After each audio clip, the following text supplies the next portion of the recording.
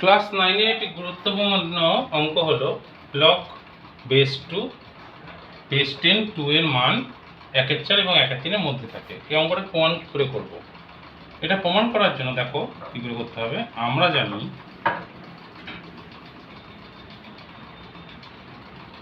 জানি কি 1000 এর থেকে 4096 বড়, তার থেকে 10000 বড়।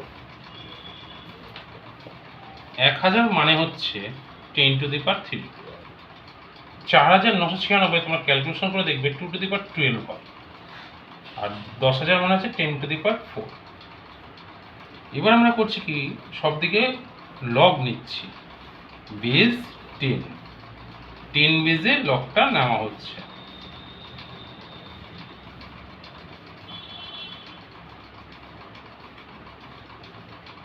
প্রত্যেকটাতে একই জিনিস, 10 বেজে লগটা নেওয়া হচ্ছে। আমরা জানি কি যে লগের পাওয়ারটা আগে চলে আসে।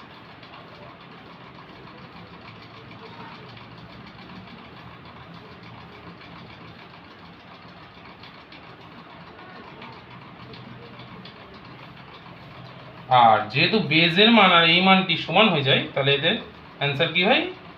1 হয়ে যায়। কারণ লগ এর ভ্যালুটা কত? এটা আমরা 1 জানি। তাহলে এটা হবে 3, এটা হবে 12 লগ 10 2, কারণ এখানে 10 নাই, এই জন্য ভ্যালু 1 হবে না।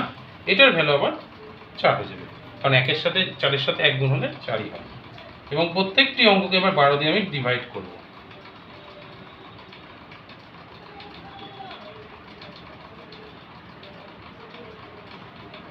তাই যদি হয় তাহলে 1/4, তার থেকে বড় হচ্ছে লগ 10 2, তার থেকে বড় হচ্ছে 1/3 রুট।